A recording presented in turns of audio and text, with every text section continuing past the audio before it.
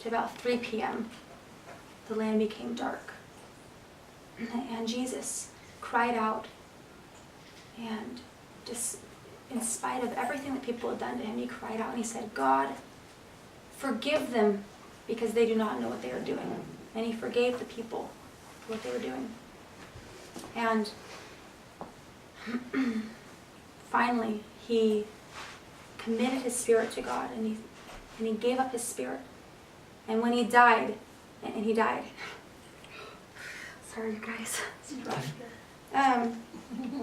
And the moment he died, the curtain that was in the temple that separated that holy place where God was and the outer place, it was torn in two from top to bottom. And there was a great earthquake in the land. Well, so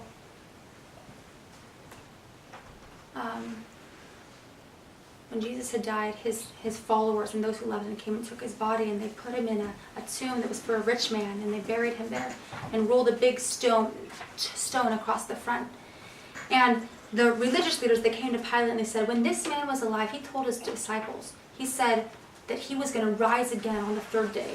So just so that, they don't come and try to take the body and say he rose from the dead, and so just nothing fishy happens, let's put seals around this tomb so that it can't be opened. And let's bring a detachment of soldiers who will stand guard until this is over. And Pilate agreed, and they sealed up the tomb, and they brought soldiers. And his followers, Jesus' followers, went home very sorrowful.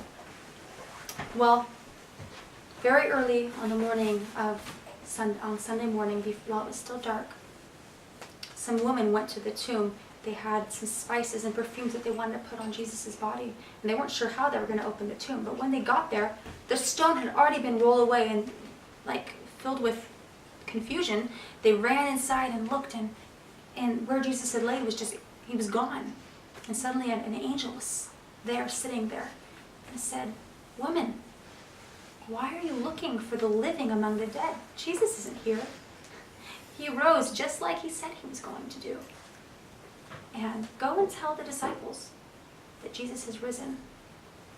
And the woman ran away from there, and they went to the disciples, and they told them what had happened. And the disciples and the followers of Jesus were very skeptical, people don't just rise from the dead. But Peter and James, they ran down to that tomb, and they looked in, and it was empty, just as the woman had said, and they left rather confused. Well, that night, 2 men were traveling from Jerusalem to their home.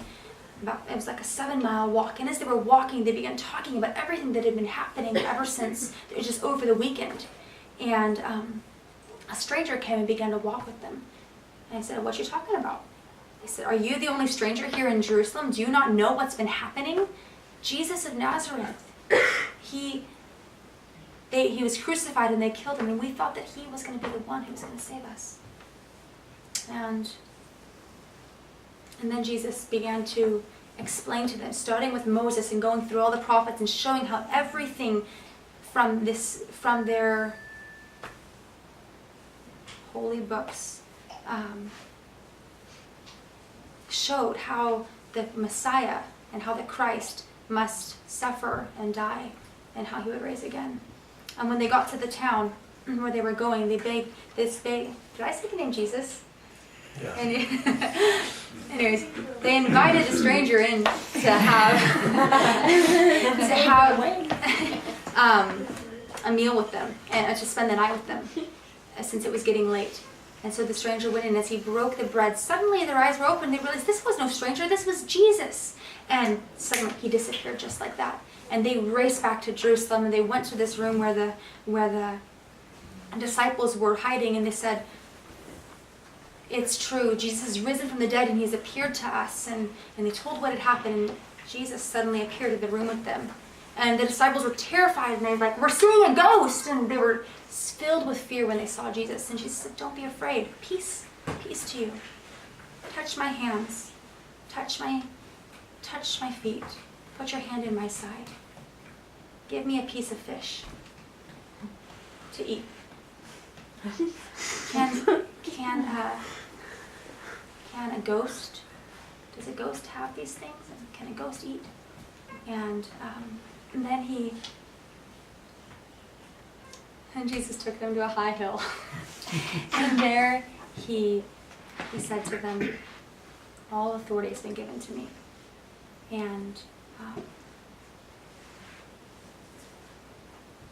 I want you to stay here for a little bit longer, and then I'm going to send my Holy Spirit to you.